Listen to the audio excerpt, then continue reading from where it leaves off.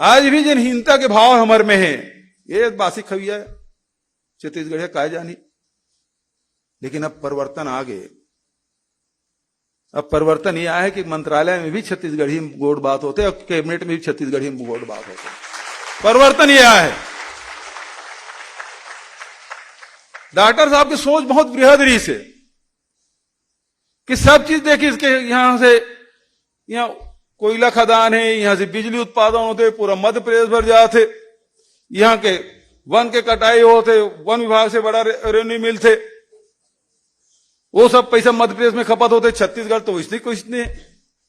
तो सारे जन, चाहे आदिवासी हो, किसान हो, मजदूर हो, होकर एक सूत्र में, यह गरीबी रही से, भुखमरी रही से, अशिक्षा रही से, ये सब सवाल के वो सब सवाल के एक उत्तर खोजिस। कोई उत्तर है, छत्तीसगढ़ राज बनना चाहिए, छत्तीसगढ़िया मन के राज होना चाहिए।